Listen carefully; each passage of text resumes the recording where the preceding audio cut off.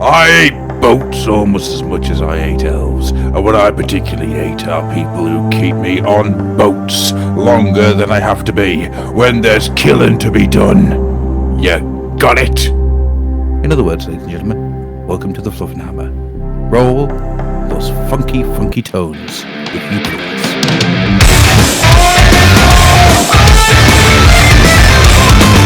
I know we're perfect strangers and I'm reaching out to you. We got to be together, but I haven't a clue how we beat up. I could need some of you. Straight up, there's nothing else I'd rather do. Sit tight, Julie Pinky's in the lane. We need to get back, we need to get back in the game. Hello, my little chickadees. Welcome once more to the Fluffenhammer. I, as always, am Adam. With me, on my right-hand side, like a devil from the very depths of Hades, is Andy. I hate the Saurus. I hate them. I hate their lizard faces. I hate their clubs. I hate their sticks. I hate it when the sticks are next to the clubs and when the clubs are next to the sticks. I hate Krokgar pulls 2,280 out of his scaly asshole and then descends on me like a proper convention. I hate the Saurus auto-resolve meter. I hate it because it lies to me. It says I have the 50-50 chance of victory. This is patently false because I have 20 units of spearmen who are held together with faith and steel. I do not have 20 units of 8-foot-tall geckos constructed out of protrudian muscles and nail coffins. I hate that they shout Bork at me. Bork is the Bristol Orienteering Club, which is completely irrelevant to the battle in Lustria and should not be shouted while eating the ranks of Tier 1 infantry like buffalo wings. I hate their morale. I hate that they surround them simply prompts one of them to pull out a US general's helmet and so he can make a speech about now we can attack in any direction. I hate their reaction to a devastating rear attack. It becomes somewhat peeved. I have a Luctosaurus in his smug, scaly face as he encircles an entirely other early game infantry, close in, and went off in an angry to excited to kill an extra 200 spearmen because I had foolishly allowed all four sides of the Saurus unit to fight at once and then be swallowed my bright lizard Slim Jim. I have auto-resolved to shout every Saurus dead. Resolved to shoot every Saurus dead. I will shoot all the Saurus men, all of the Soldrins too. I hate them. I no longer see battlefields because they are covered in a thick blanket of gunfire trails. I hate that it barely stops them. I hate they keep coming while shouting about the Bristol Orienteering Club or the Bristol, the 1983 Bok asteroid. I hate that they made me Google Bok so I could write down ways in which I hate things that have its name. Bok is also a lunar crater. It is also a village in Iran.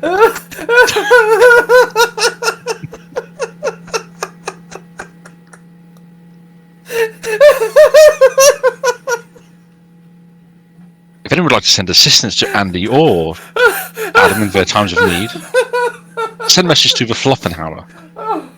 Oh, fucking hell. I hate that while I am writing this, Krokgar picked up Franz and smoked him like a cigar. I hate the Saurus. That is all. Andy, have you been having bad times in Total Warhammer by any chance? Yeah. The lizard men are a little bit more powerful than general spearmen who have faith in shielding. Oh, Jesus. Oh. Also, there's Dave. Daffy. Big Swinging D. Hello. Oh, fucking hell. I can't follow any of that, frankly. No. Thank you for joining us tonight. That has been the Fluffenhammer. Good night. Bye-bye. Bloody hell. I don't remember the last time I laughed that hard. It's sad that we don't actually have any, lizard men used to cover today. No, it's... Well, we have a bit from Skulls. A little bit. A small amount. I mean, I will admit, I am rather enamoured of how they appeared in Skulls. I want to slam Mage Priest with a drinky cap and and a floaty bag of crisps. Are they Doritos though? That's the question. I was trying to make a dinosaur joke and I just can't do it. My brain has. I think I've died. I think Andy's actually murdered me and I'm dead. So for this episode, it's a special one from Beyond the Grave. It's true. Like the morale system's fucked. You do attack them from any direction and they just go ha lamau. That's so annoying. What's fair? But that's always been the thing. The whole cold-blooded, which was just bullshit. I always wondered that about the lizard men in the old world. It's here they are living in their tropical jungles of Lustria, and then all of a sudden they decide to have a bit of a pagger on the Empire, and it's just like, but it's not a temperate temperature. You're going to be so cold. So cold. You'll just all go to sleep, and you're not wearing any. Imagine them going up to Nagarond. Like Mazdamundi's not too far from Marathi, really. No, true. You just these poor bastard lizard men, like, no, leave, too cold, don't like. Maybe they just freeze, solid like a statue, even though it shouldn't be possible. Well, like a cartoon statue. Yeah. Their eyes are still rolling around. You can just hear them going. You can hear them coming from miles away as their teeth chatter because they're so freezing cold. They'd have woolen cloaks and furry hats on in the middle of the mountains. I mean, how many lizardman armies do you think the Slan Mage Priest sent north and get turned into representations of Jack Nicholson from The Shining before they realised? This might not be a great plan. Let's have a quick look in the books. I've just had a thought, right? Dark elves in the old world that came from Nagarond. What did they ride? Gold ones. Okay. Now, what did Saurus ride? Gold ones. That's not what I was thinking.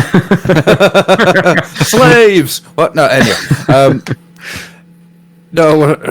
I think that they probably spent the time domesticating frozen lizard men, turning them into cold ones, and then you do see a lot of dark elves wearing scales. So that's what happened to the other ones. So dark elves 37, lizard men 0. That's the current score for the invasions of Nagarund.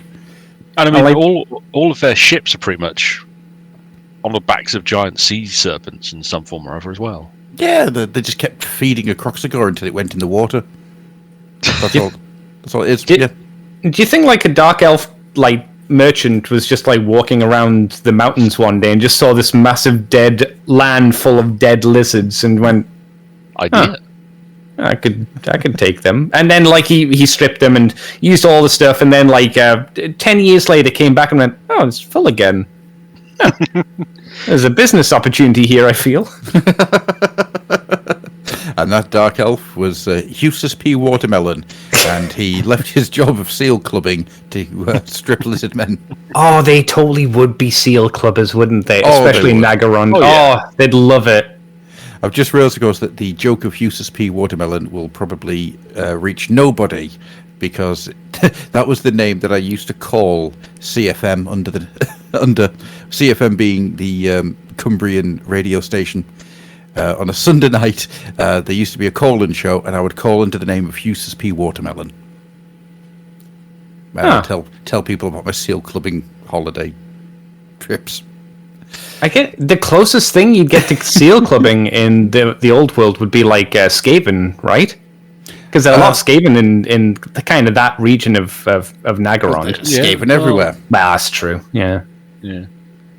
Some of them could be cute, maybe. There's a great thing in one of the heraldry of the Skaven clans book, and it says that in the Empire you're never more than 6 foot away you're never more than 6 foot away from a Skaven.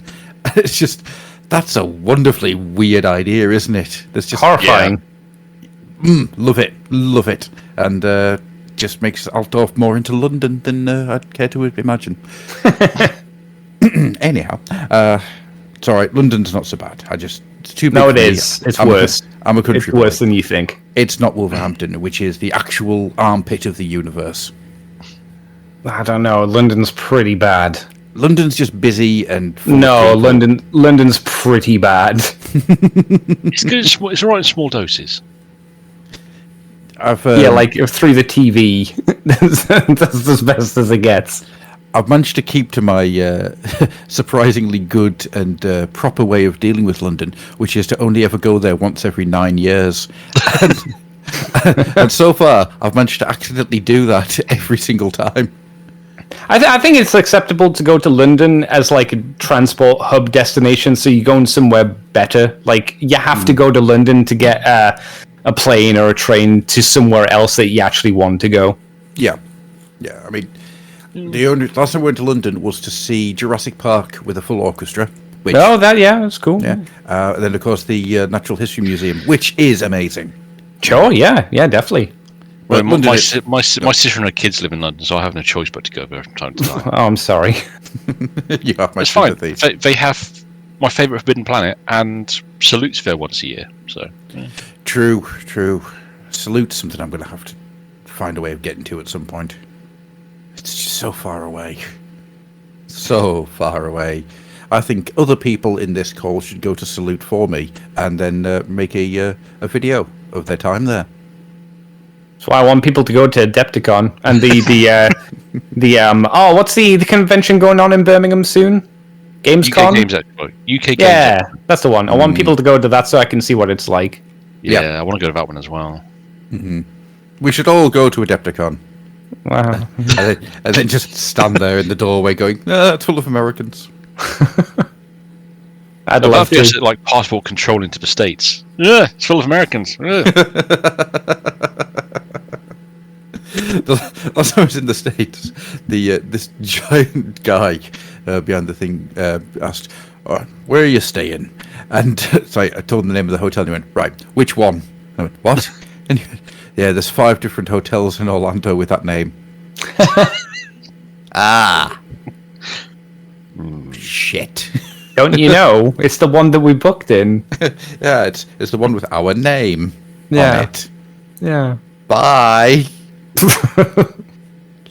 Then of course trying to get into America now compared to trying to get into America in 2001 is a very different experience. Oh, yeah. It's scary. But anyhow, we're not here to talk about the generalized horrors of the natural world. We're here to talk about the generalized horrors of a hobby that we're all into. So we are going to go through a couple of stories, and we're going to start with Andy's favourite part of the body. It's Warhammer Skulls, the ultimate festival of Warhammer video games. Apparently. Oh. All right. Yeah. And I'm going to kick off with Realms of Ruin, which is a RTS. Which, first of all, I'm just going to say I'm happy because I love an RTS. I'm a big fan of RTSs. RTSs are quite possibly my favourite genre of game, and this one looks like it's just basically going to be Dawn of War, but in Age of Sigmar. Well, I was watching Valrak's stream, and he got to see it sorry. before the event. Yeah. Yeah, it wasn't a great stream, but never mind. He got invited to go and see this game beforehand, so he already knew about it. He described it as Dawn of War 2. Okay. Okay.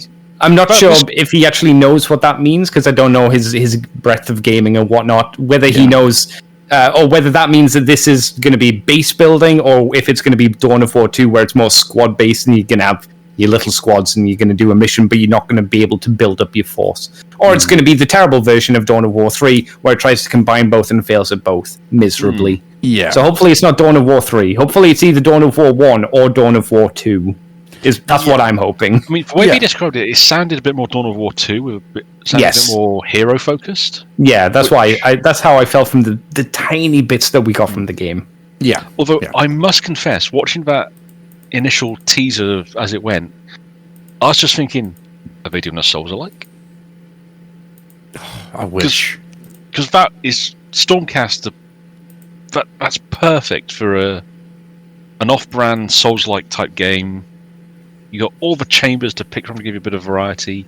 Get your essence back to avoid becoming a memory and amnesic bitter bastard.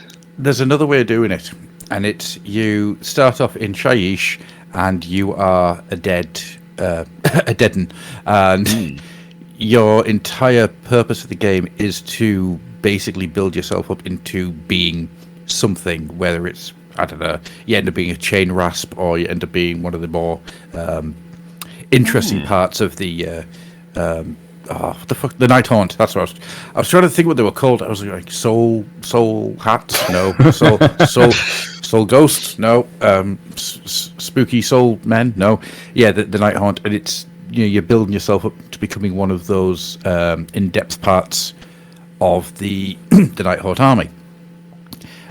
And I think that would be the type of thing that gives you a lot more to play with than... It will be a Stormcast, because that's the poster boys for AOS until possibly later this year, but we'll get to that later. And it would make the most sense because you're going to be the big power-hungry bastard. Not power-hungry, sorry. Power-beating bastard that the Stormcast are. They can dish out and give a lot of punishment. So I can see why you'd pick that as the focus point for a game. But the Age of Sigmar's got such a breadth of horror to it that if you're going to do a Souls-like, then you might as well go full in for the horror. Yeah, this is true. I mean, but it's a safer bet to just do RTS. I know, and I'm just, to be honest with you, I'm just happy that this isn't a fucking mobile game, to be honest. It's a real game. Yeah, it's an actual proper game. Yeah. And it's going to consoles, which is always a worry for an RTS, but I'll give it the benefit of the doubt. I'll just play it on PC, and it won't have that issue. I would always say, if you have the option of playing an RTS on console or PC, just play it on PC. Yeah, it'll always have a much better UI and just feel better. Yeah. I mean, do we all remember Warcraft 2 on the PS1? Do we remember Shadow of the Horned Rat on the PlayStation? Yeah. I liked it, but oh boy, that was hard to control. And it was hard to control on PC. It was. That would have been before DualShock as well, wouldn't it? Yeah. Oh, God, yeah. Oh, yeah. Oh, boy. Oh, God. So there's going to be 4 different races available for this. So are we going to guess that it's going to be... well, we know 2 of them. Yeah, it's going to be... Why is it the Cruel Boys? Although, because they're the face now. To be fair, the Cruel Boys in this game look a shit ton better than the Cruel Boys on the miniatures. They don't have as much of a Lord of the Rings orc look to them, even though they're the same designs. There's just enough there to make them look like their own thing. So yeah, it's going to be them. It's going to be the Stormcast. Are we guessing it's going to be like Bone Reapers and... I don't know, which Chaos Power we're going to go for? I think they go with Nighthaunt, to be honest, because that's more... AOS-y. It's the most AOS-y. Well, it's not the most. I think it's probably easier for people to get a grasp on than the Ossiarch Bone Reapers. I think that would need too much explaining. I don't think it's as instant recognizable as just, they're ghosts. Yeah. Spooky Soupies. Joe Bum can just go, they're a spooky ghost, rather than, why are these skeletons looking like this? So I think that's probably where you go with that. Chaos is just going to be Slaves to Darkness, isn't it? I mean, given they're talking about 2v2 cross-platform multiplayer, I'm wondering, well, would they perhaps put a second order faction in instead? No. You'll do one from each Grand Alliance. If there's 4, that's true. It makes no sense. The wise thing to do is that if you want to be... who's the next kind of big face for the Order faction? Yeah, that's a good point. And all the other ones would really take a lot more work to pick on the... It was actually a legit question. Who is the next big Order faction? I'm guessing it's Lumineth, probably? Yeah. Lumineth or the Caradron. Yeah, it could be Caradron. I mean, Firesides would probably be the easiest to do because it's just Nah, they wouldn't do Fire Slayers. They don't give a shit about Fire Slayers. No one gives. I mean, look at the model range. They don't give a shit about them. Well, that's what I was thinking. It's probably the easiest army to translate because you just need create a naked dwarf, copy and paste, copy and paste, copy and paste. No, I'd say it's the hardest because there's no units to work with. Yeah, that's fair as well. Like, you need to have the game balance. You need to have it. This is one unit from. You need your basic army unit for each of them. You've got that, but because like the Stormcaster, kind of big and expansive. The orcs, the cruel boys, whatever you want to call them, they're a fleshed out army as well. The Fire Slayers aren't a fleshed out army in my eyes. They effectively haven't changed too much since their original release, when it was just like, here's the Fire Slayers, and it's like they've never really changed. I'm going to take umbrage with what you just said there, Andy, and say they haven't changed since their release. Well, I was being kind because they had like 1 or 2 units just drip to them, and like a scenery thing drip to them, and that's been about it. So I was being generous, but you're not entirely wrong. Since their release, they've had 1 new character model, which isn't out yet. That's coming. Isn't it? No, it's still not out yet. Didn't they have one when the last army book got released? They did actually, yeah, I tell a lie. Yeah, so they've had 1 released character and a piece of scenery. And there's a second released character coming soon. Yay. And they don't even get any of the cool Slayer bits from the old world character cards. Not like the Daughters of Cain or anyone else. No. It's just depressing. Which is one of the 2 things I've always wanted to do with the Fire Slayer army, is either do what I'm actually doing, which is make them more ethereal and elemental, or just make an army of actual Slayers. Yeah. And, it means you don't have as much of the fantastical to them, but God, that's a lot of orange mohawks. Yeah. Thankfully, Avatars of War are here for your Slayer, all your Slayer needs. Yeah. And I really like the Avatars of War kits. Those multi-part kits are up there with the those original multi-part kits that Games Workshop did with Mordheim. Yeah. So, well, I mean, they released those 2009, 2010 Avatars of War, and they were really the first independent company to do a plastic kit like that. Yeah, and they're an absolutely superb. I mean, the entire dwarf range that Avatars of War does is unfairly lovely, and absolutely. I keep looking at it and just going, I could. No. I've got their Thunderlord knocking around, one of the 2 pistols and a cigar. Yeah, he's really nice. I've wanted to get hold of him so I could have him on the front of one of my Caradron ships. So, just standing there, just at the very prow, like, I may not be a Caradron, but I'm here to fight. But of course, doing that would mean I wouldn't be able to do anything official with him. Not that I actually play any tournaments at the moment. Or, it's simple. Any actual games. Would you do tournaments, Gruff? You don't seem like the tournament boy. I would. So, watching the tournaments at Warhammer Fest, one thing that really stood out to me was how much people enjoyed seeing the other army. So, I'd lose. I'm not gonna lie. I'd lose because I'm not interested in meta. I'm not a meta chaser. I'm always a narrative player. And that's just how I engage with the hobby and how I enjoy engaging with the hobby. But there's nothing wrong with that. I mean, back in the day, most of my gaming was based around going to the grand tournaments every year. But I wasn't a meta gamer or anything. I just wanted to go to Games Workshop's headquarters for a weekend and have some games. Yeah, absolutely. And I got my shit pushed in so many times over those weekends. And you kept coming back? Oh my god. Yeah. I mean, my armies, what was it? The first time I took my all-plastic Catachan infantry army, which was literally 100 Catachan jungle fighters in 3rd edition. God. With so many. Yes. With all converted heavy weapons, because there was no plastic heavy weapon kit back then. It was all Necromunda guns bolted on. I'd watched a lot of Predator beforehand as inspiration. Squad of Stormtroopers. And I went up against Chaos Space Marines, 2 Eldar armies that were just obscene. Very friendly players, but they were obscene armies because they had 2 Wraith Lords and Falcons loaded with Aspect Warriors and 2 Farseers. And it was just like, ah! And you're telling me your Catachan couldn't take down a Wraith? Yeah, well, Let alone 2. Come on. all my heavy weapons were missile launchers, autocannons, or heavy bolters.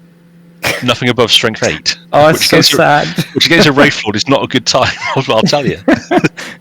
Oh, those poor men coming out of the jungle. Yeah. I think the year after that I did Raptor Space Marines, where I tried to be a bit spicy. I had 2 Devastator squads, one with 4 heavy bolters, one with 4 las cannons. But the most entertaining bit was the assault squad in a Razorback, who in one game jumped out of Razorback, and then a Chaos Rhino and the Razorback had a running tank duel in one table court, just circling each other, with a Storm Bolter and a Heavy Bolter pinging shots off one another, trying to get the one to be immobilized, just to claim back table quarter. That sounds like a great weekend to me. Yeah, they were great weekends. Mm-hmm. I think that's the thing. I kind of want to do it just so I've done it. In the same way that it would be fun to enter Golden Demon, knowing you're not going to win anything, but just so you've done it. Yeah. So it's just one of those things that I'm just considering. I'm considering the things to do next year for Warhammer Fest. I mean, you may as well. Well, yeah. I mean, the hope is Warhammer Fest will have a little bit more stuff to it as well, right? Yeah, absolutely. Absolutely. Should we talk about something that does have more stuff to it? Yes. Or should I say things that... yeah. So, there's an orc game, and it's not Gorkamorka. I mean, it kind of is. It's newish Gorkamorka. It has the Grot landship. Who the hell expected that? This baffles my head. So... Does it? Yeah, because it's Gorkamorka, right? I know it's not because it's Speed Freaks, and Gorkamorka is a very old title now, and if it came back they wouldn't call it Gorkamorka because Gorkamorka is now the name of the orc god in AOS. But isn't that the perfect reason to call it that? You know how these things work. No. I get annoyed when I try and figure it out because it comes off as being annoying. Yeah, no, I don't disagree with you. Do not disagree with you. But it's Gorkamorka, and the fact that you've got what looks to be like the ability to just customize these crazy ass orc vehicles, that's singing my tune. That is absolutely on the button for me, and I'm interested. I'm actually more interested in this than I am with Realms of Ruin. What made you think that you can customize the vehicles? I didn't see anything like that from the trailer that they showed. It's just the way that the vehicles look. There's a few of them look like they weren't just quintessential the same vehicle. I think there'll be minor customization. I'm not sure how customizable it will be. Like, will it be like full on? You can change out all the parts, or will it be more like Mario Kart, where you can I can change the body and the wheels and you're probably right there. What's that mean? And in terms of like gameplay, I would equate this to like games like Vigilante 8, if you remember that kind of game, where you go around and it doesn't really look like a racing game. Maybe a more modern version of this is, do you remember when WWE had like the racing game where they were in cars and they blew each other up? What was that, WWE Mayhem or something like that? Something like that, yeah. Yeah, it's that kind of game. If you wondered, if people wondered, that's the kind of game it is. You drive around, you shoot people, and they blow up, and that's the game. It's like, to me, it's got a little bit of Twisted Metal and a bit of Rocket League. That's the one. Twisted Metal. That's the other one. Yeah, and that's fine by me. It looks fun. It sounds fun. That's the big thing I really like about it, is how it sounds, which is such a weird thing to say, but they've got the sound perfect, and the orcs. I think it's cool. It's 16 players. That's good. That's a good amount of like chaotic fuss that you'll have in the game. Yeah, so I think not enough that it will make the system. Hopefully, not so many of it will make the system go. No, it's not Eternal Crusade where you have like 50 people on each side. Or anything like that. You know. Oh, I always forget that actually existed. Or was it? Someone pointed out that in quite a neat little touch on the alpha sign up for it. It even says that please be aware, just like orcs, the game could be a bit buggy. Oh yeah, it'll be. It's not even beta. It's alpha. It's going to be as janky as hell. No, but it's kind of fun. The fact that they've gone that step is like, yeah, you get what you're going for, don't you? Okay. Right, it's like the old Goat Simulator. They're not bugs, they're features, Yeah. which always made me happy. Yeah, people will be trying to break that game and see the most insane stunts they can pull. Oh, my favourite one with Goat Simulator was being able to get stuck in a cloud and you just floated around spinning. It was good. I really liked that. Andy, do you want to take us on and talk about Space Marine 2? Yeah, there was a lot of build up there. Oh, Space Marine 2 is going to be here. And I know that Valrak was like, oh, we're going to see Space Marine 2. Oh my god. And it was 1 minute 40, the trailer. I was like, I'm not shocked. I'm not surprised. But when I say, oh no, it wasn't 1 minute 40, it was 1 minute 9. There was not a lot more to say. No. It just shows more of a little bit more of the gameplay. It looks like Space Marine 1, but with much better graphics. I'm old enough to not care too much about graphics at this point and care way more about gameplay. And I don't think a lot more new things were shown. There were maybe a few minor gameplay things, like a Termagant jumped at the Marine and he affected... The parry seems to work both on Warriors and Termagants. Termagant will jump and you seem to be able to parry them mid-air, which is cool.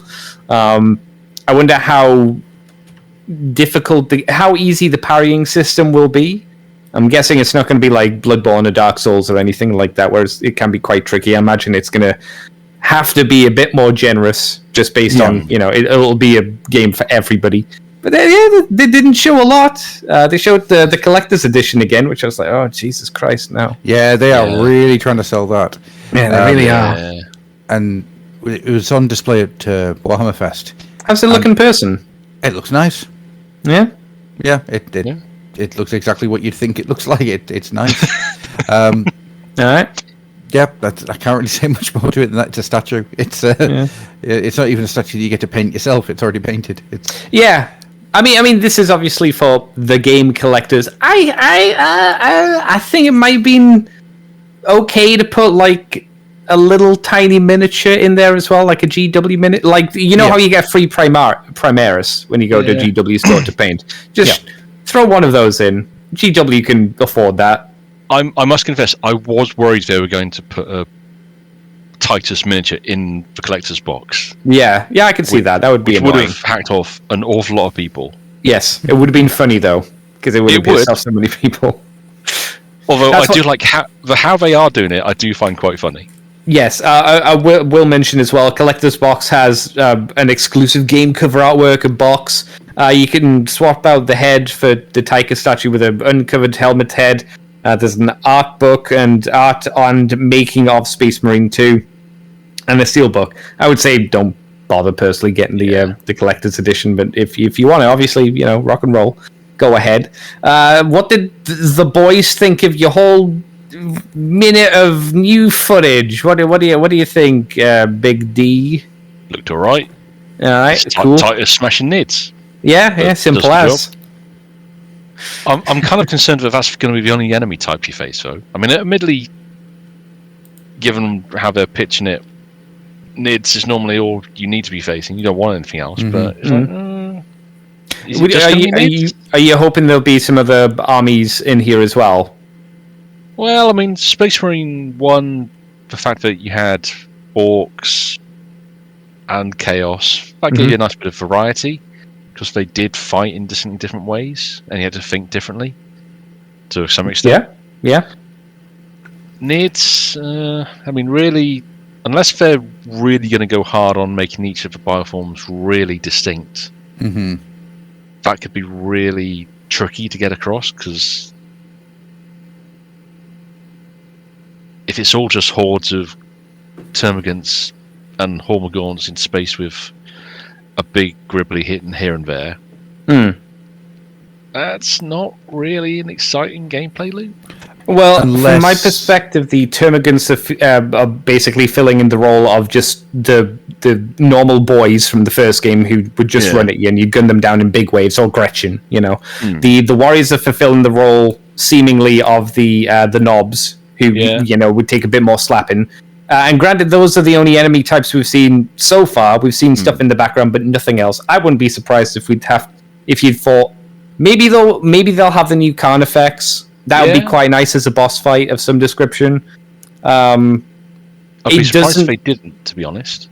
Oh, it depends. Like, how early were they told about the new Khan effects? Were they given the model to, make a 3D version of, like, that kind of stuff? You'd imagine they would, but it's hard to say, I suppose.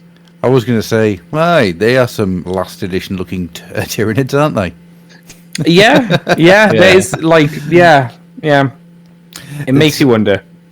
Well, I mean, I do think that they are going to really hit the horde mode really hard. Yeah, I mean, you see that sequence with the termagants all running at you, and there's a lot of termagants. There is a hell of a lot of termagants, and if that's how they do it, where the horde mode is a true horde, then that could make it into a very interesting game. I was struck by how much of the footage had Titus carrying a heavy bolter as well. Yeah, yeah. that's nice. I like that. Yeah. But I'm absolutely with you. I think the problem with Tyranids as the big bad here is we're not going to have a big bad guy monologue unless, and this is where it gets interesting in my brain, unless the other opponent is a Gene Stealer cult. And That could be cool. Yeah. Yeah. And that's how you kind of do it. It's the you're starting to fight against the Tyranids, and you've got the Gene Stealer cult trying to stop you from killing the space gods. And that would be a really interesting game because, as we all know, I firmly believe Gene Stealer cults are innocents and they deserve all of our pity. It would be quite funny if you were playing a game like that and midway through the cult welcomes their Skylords and they get mulched by everyone. Yep. Mid rant. Yeah. Father, what are you doing? What are you doing? Succeeding you, father. I wonder as well, is it going to be a feature-rich game like the previous one? Will it have a dedicated multiplayer as well? If it does have a multiplayer, are we going to see microtransactions? Like, what's going to happen there? I wonder. It's always a concern in this day and age. How are they going to try and milk extra money out of you? Probably. Just how are they going to do it? Yeah. Hopefully, though, the single player will, at the very least, be good and interesting like the first one was as well. Hopefully, it'll be better than the first one. I mean, if they do an EA-style moment and they just go, right, you can have a heavy bolter, it'll cost you $2.99. What's that? You want to have Titus without a helmet? $2.99. But if they go for multiplayer, there was a lot of customization which you had to work towards in the first game. So they might just take that working towards the different armor parts out and just buy them. That's like, oh. All right. That'd be a shame. Yeah, I wouldn't be shocked, but no, it's a concern, like I say. Like I saw some people saying why wasn't more shown, and I'd simply say, and this is for the Skulls event in a general sense as well. Why wasn't more shown? Because it's not for us, right? Yeah, you do game reveals at a games convention. This is just drips, little drips, which will keep us happy. It's just a little fun thing that the Warhammer community does every year. And that's all it is. You know, it's never going to be the point where they announce something big or they show off something massive, because you're absolutely right. Something like that is going to be at holy shit! What game things are still happening? It's the Game Trailer Awards, which is the big one now since E3's dead. Yeah, I was going to say about to say E3 and just went, oh no, E3's dead on now, isn't it? Xbox is having a live stream soon, and PlayStation had one yesterday, I think. So, if anything new is going to be shown, it's going to be, I guess, tomorrow.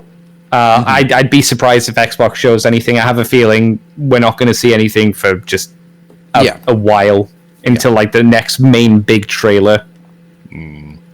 That's my guess, at least. What do we all think about the miniature then? Oh, from the new board game that they're bringing out. Yeah, the hell. I mean, I kind of like it. He looks a bit like angry Tim Allen to me. Like, he looks really familiar. I don't think it really looks like Tychus from the game.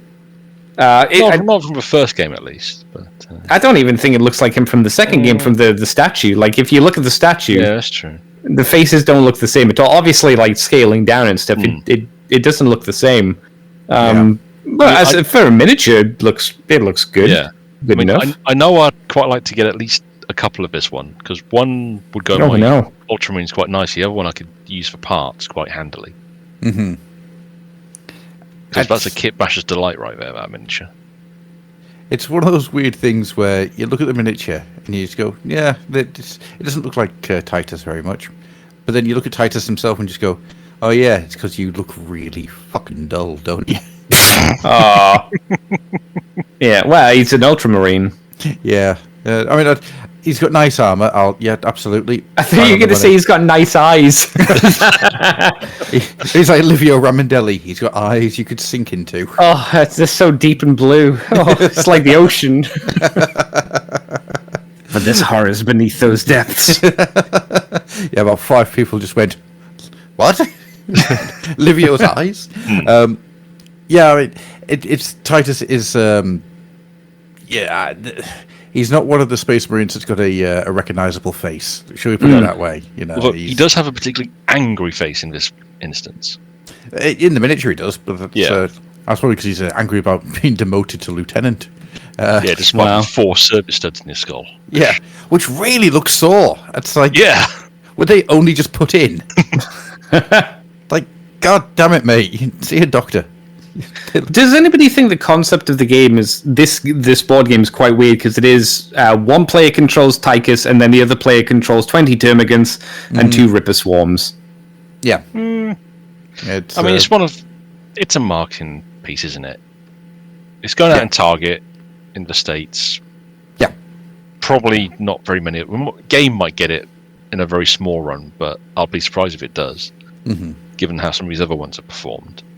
But it's just something a little bit extra they can put on a retail store shelves and go, try this.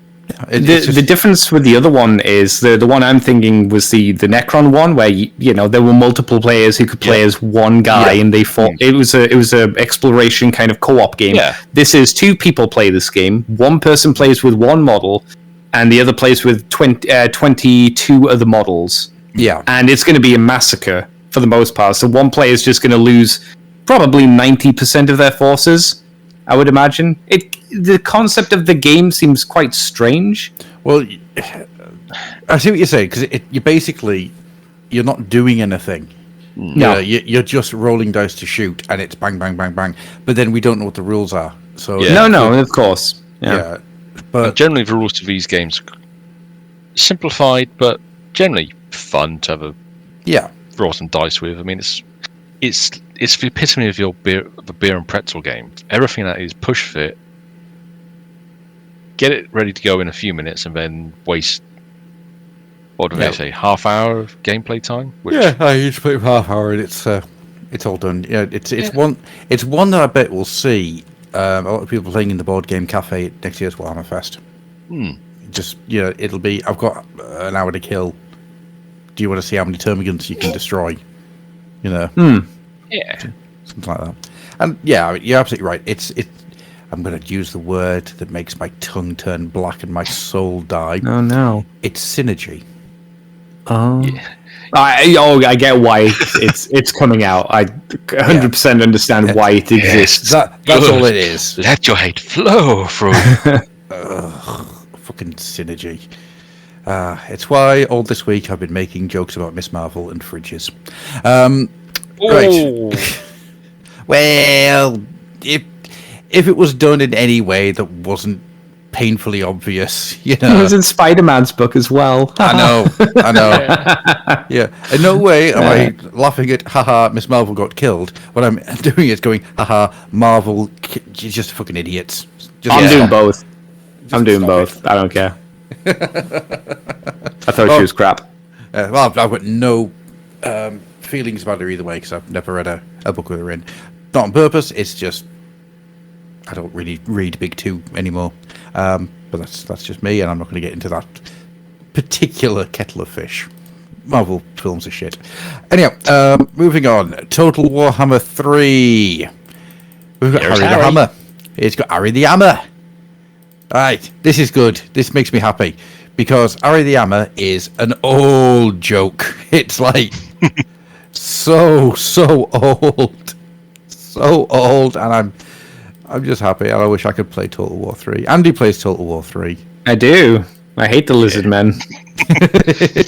I kind Oh, of really? Tell us more. You've never mentioned I got a subtle hint earlier on. Yeah.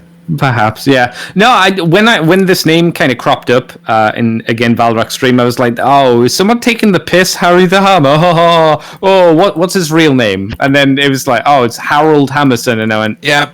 Oh, I wasn't taking the piss. That's the thing. Okay, no, fair enough. Okay, it's a free legendary lord. So as long as you own Total Warhammer 3, you're getting a freebie. So he won't be that impressive. He's not going to bring a huge amount of really interesting gameplay to the table.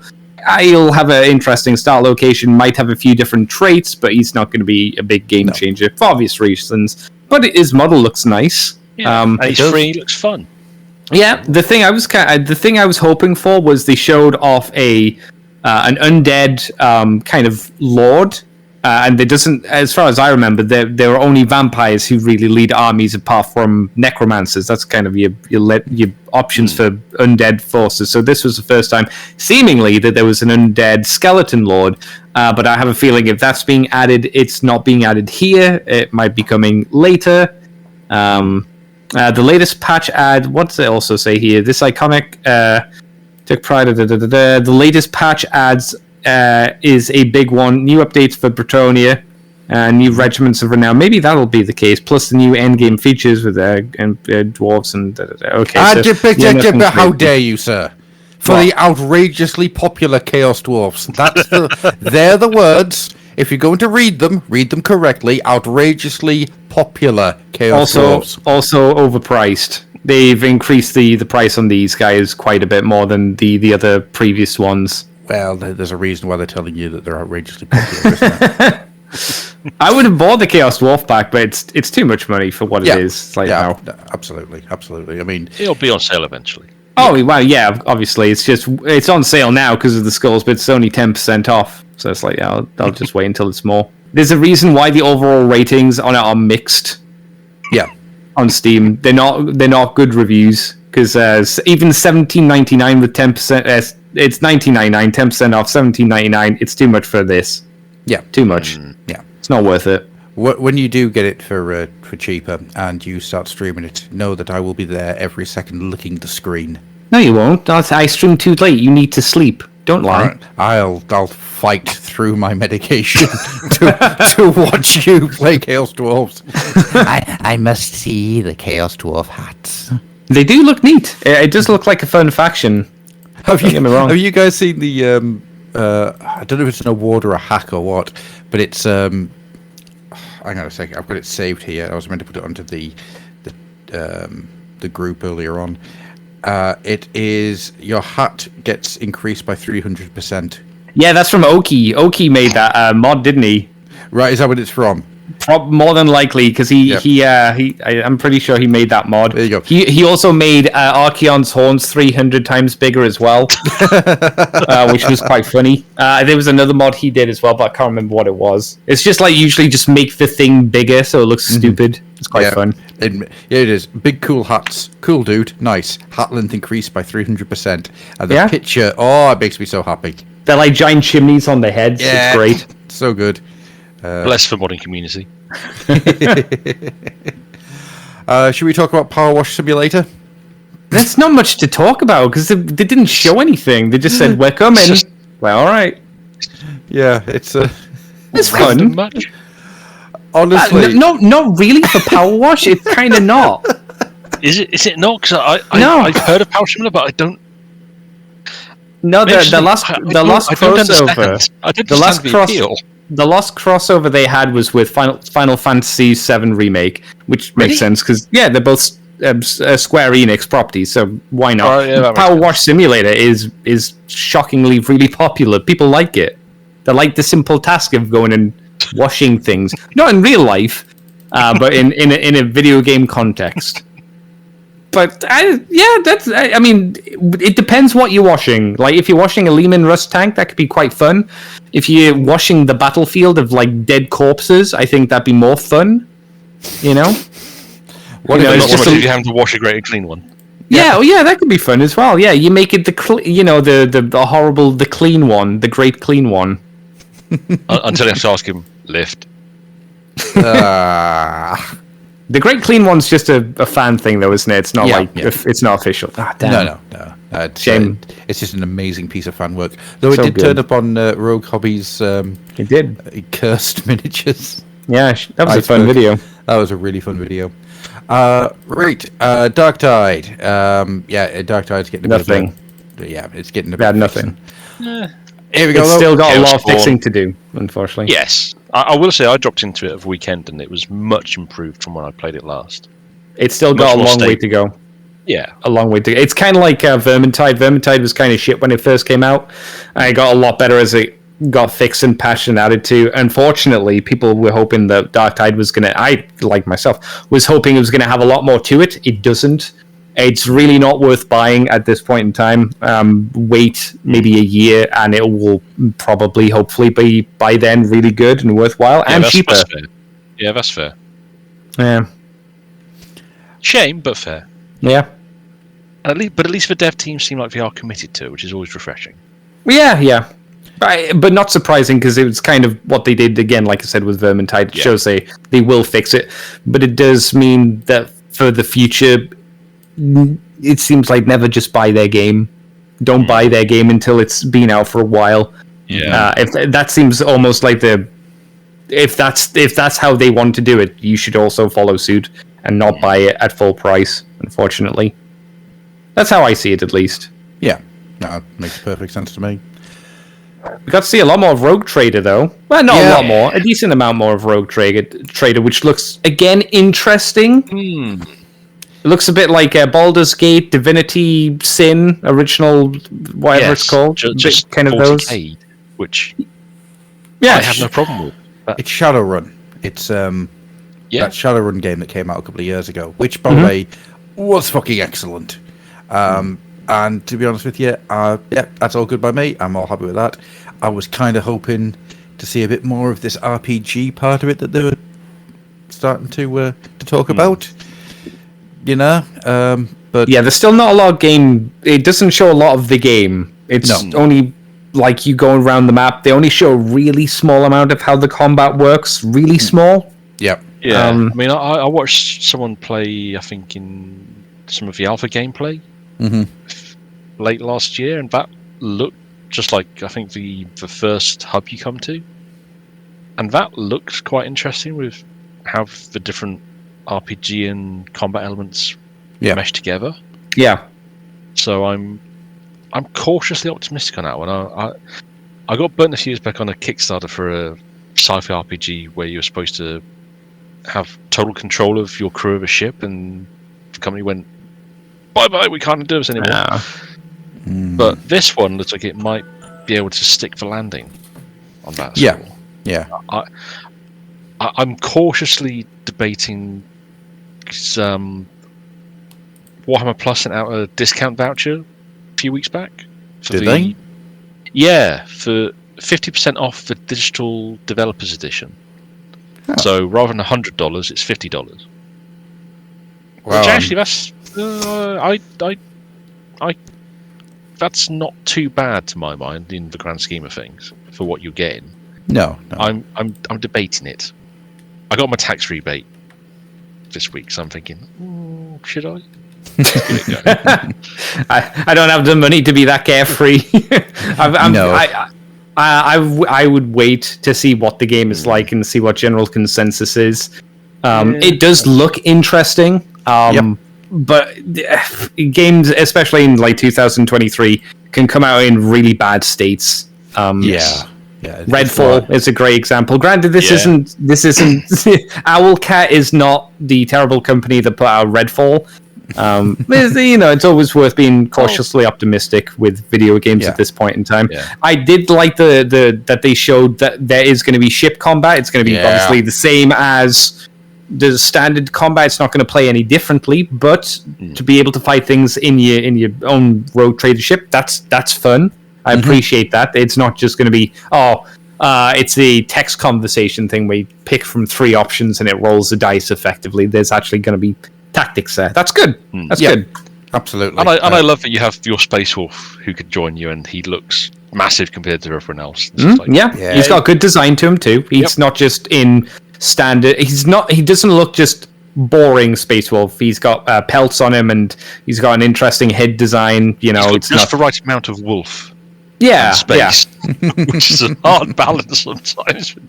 I thought they might have just, if they were going to put in a Space Marine, they'd have it just look very generic kind of Space Marine, you know, without much flair to it. You can say it was Ultramarine. No, we're not. It's not specifically that. When I say that, I mean like he wouldn't have any kind of interesting pauldron. It'll be flat pauldrons. It would be standard helmet. True. It would just be the model that you could buy in store. This has a bit more interesting visuals to it, thankfully. Yeah, which I'm glad about. Yeah. It looks like it has the potential. In some ways I'm more interested in learning more about this in Space Marine 2. I know what I'm getting with Space Marine 2. It's going to be Space Marine just a bit pretty and probably tidier. I don't know what this is going to be. I don't know how this is going to work. Like Gruff said, we've had no RPG elements really told to us yet. Like, how's that going to go? How's that going to pan out? I don't know. We've never really had a game like this for the not from Warhammer franchise. No, yeah. I mean, it's a genre that is very popular. I love that sort of game. I mean, I have all the Baldur's Gates and Planescape and Divinity: Original Sin and Emeritus Torment and all Pillars of Eternity, all that chat. And this just feels like it's that, but 40k. I would like to say that in my veins, please. The Shadowrun game that I talked about there, that game that came out a couple of years ago, that's 10 years old. So ignore everything I say. But that was that Dragonfall or Hong Kong? Because that was Dragonfall. So I have all three, and I've started playing the first one after owning it for like half a decade. Yeah, and it's a little crunchy. I might skip it. I might skip it and go to 2 or 3. The best thing about in terms of my Facebook memories every year is the best thing about that game is talking a dwarf into removing all of his clothes and selling them, and then living in a cardboard box. That was one of my highlights and achievements in that game. It's beautiful. It's up there with Deus Ex 2 and the guy that you keep telling to make the worst possible decisions, and then when you finally see him, he's just a brain in a jar, blaming you for all of these horrible things that have happened to him.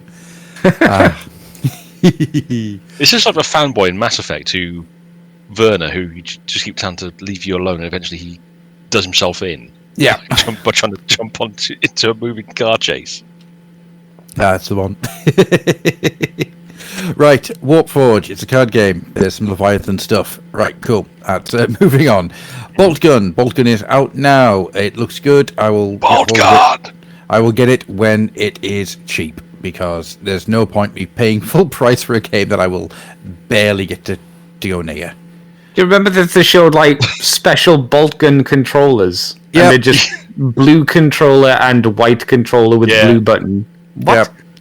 Also, where's the Ultramarine insignia? Just, I don't know, fart that on the controller if you're going to at least brand this Warhammer. Come on. I like the fact that on the blue controller, it's obvious that it's a render and it's not an actual controller that they've taken a photo of.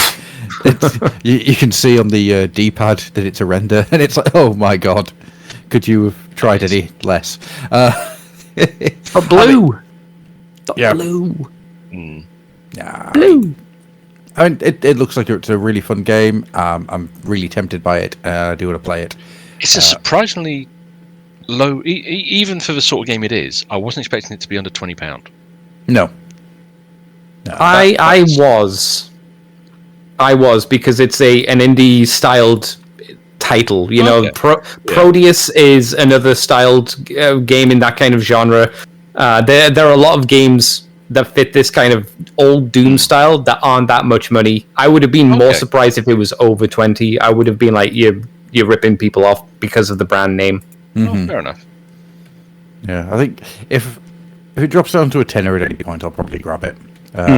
Which is, I'm not saying that as a thing on the quality of the game. It's just a personal thing of I'm not spending full price on a game, even though it's less than 20 quid, when I know full well I'm not going to get the chance to sit and play it.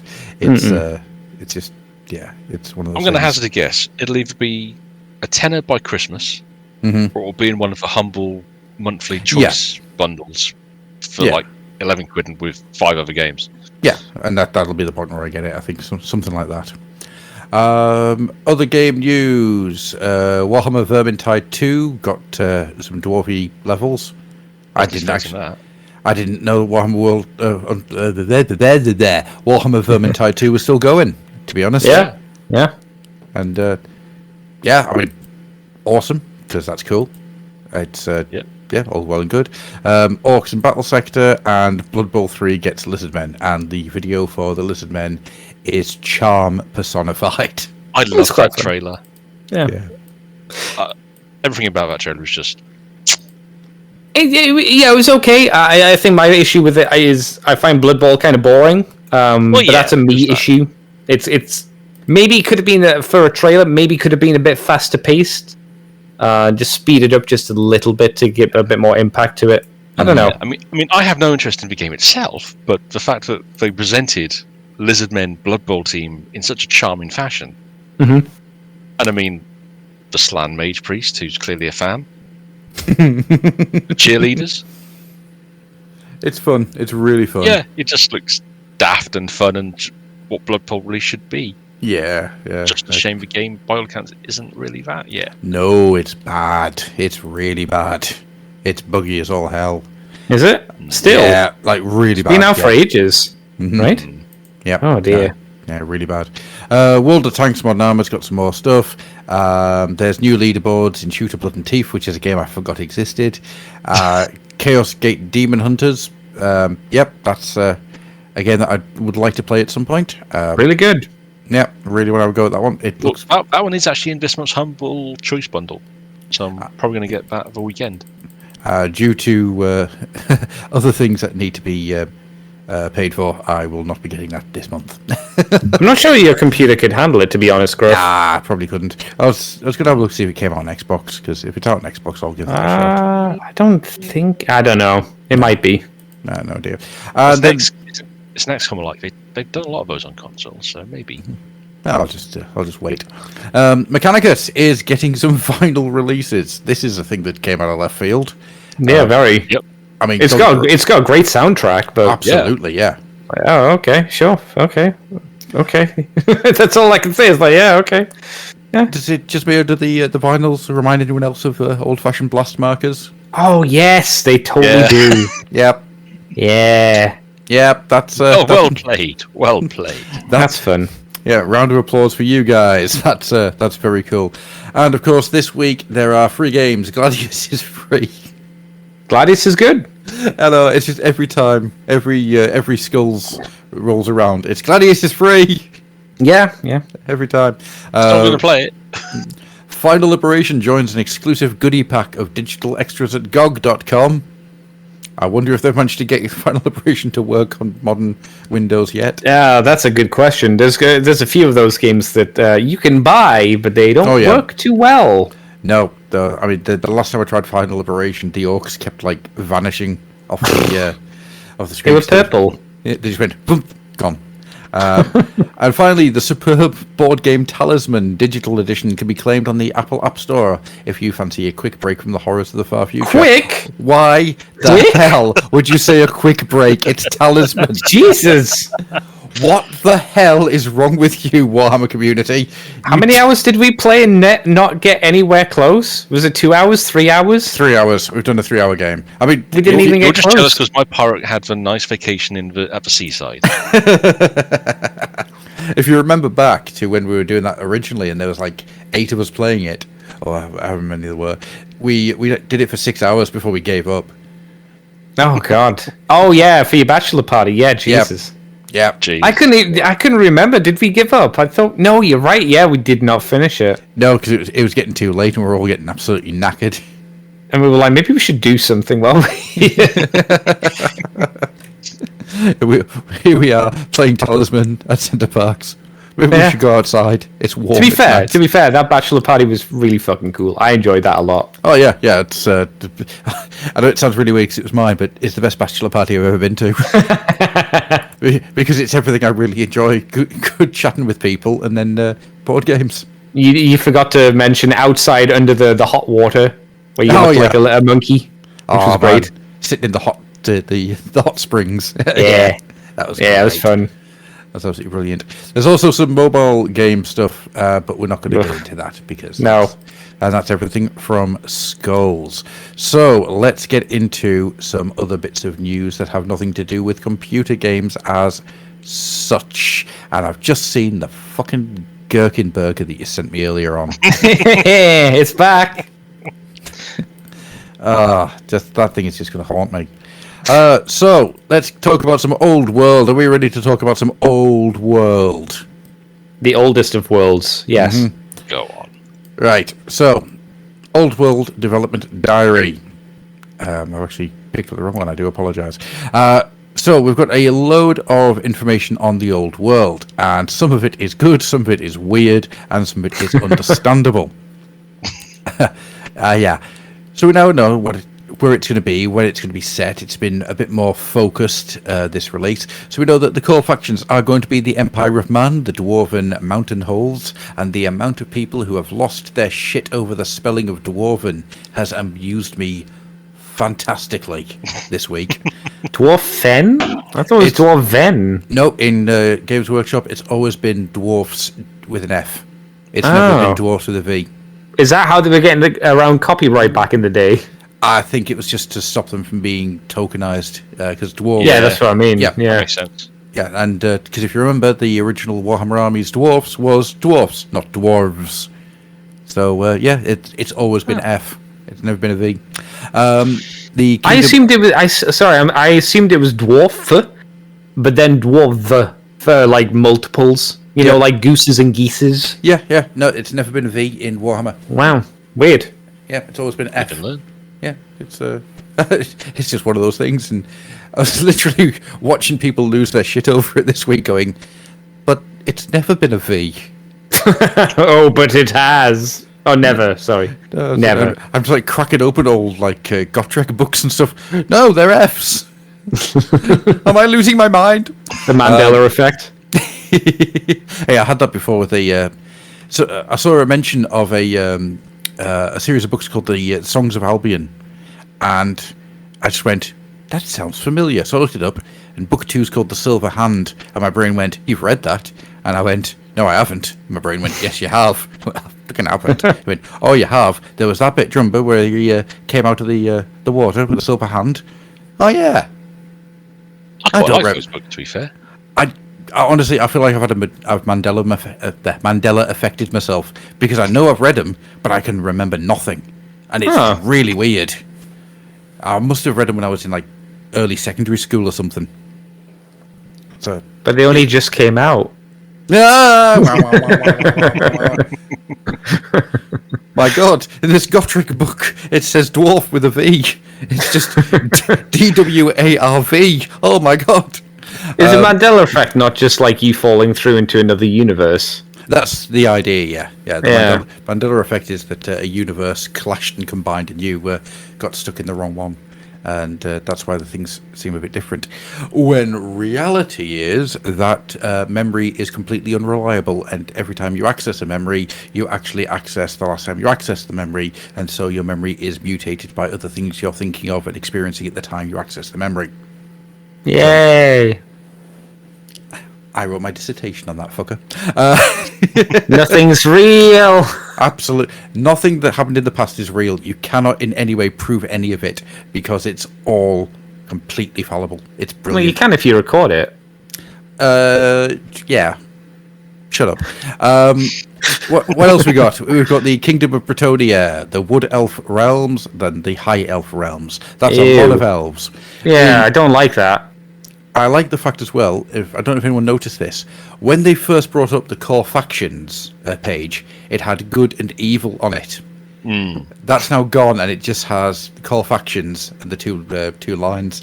And I found Yes. it very, very funny that you were calling the High Elves good. Yeah. Their order. Order is not necessarily good. But yeah, that amused me. It just reminded me of the old brass eye thing of foxes' heads on sticks. And if you do that, the word evil starts to flash. What? Are the Tomb Kings of Khemri evil? They just want the No. homes back. Yeah, they're just there Yeah. doing their own thing, living They're their just own annoyed. lives. Yeah. Well, living their own unlife. So yeah, you've got the Oak and Goblin tribes, the Warriors of Chaos, the Beastmen Brayherds, and the Tomb Kings of Khemri. Also, on top of that, you're going to get some free PDFs, which include the Dark Elves, the Skaven, the Vampire Counts, the Demons of Chaos, the Ogre Kingdoms, the Lizard Men, and the Chaos Dwarfs. I have a theory, Oh no. right? Empire of Men. We know that the Cities of Sigmar are coming for AOS, so Yes. there is going to be a direct line in the sand between what is Empire, what is Cities of Sigmar. Dwarven Mountain Holds. They can bring back the Dwarven stuff because, the Dwarfs in AOS. You've got the Caradron and the Fire Slayers. I'm going to guess that the Dispossessed will be vanishing soon. Kingdom of Bretonnia. Obviously, outside of the Flesh Eater Courts, the Bretonians are not in AOS. Wood Elf Realms. There's no Wood Elves in AOS. High Elf Realms. You've got the Lumineth, but they're not the High Elves as such. So, yeah, those kits exist. Orc and Goblin tribes.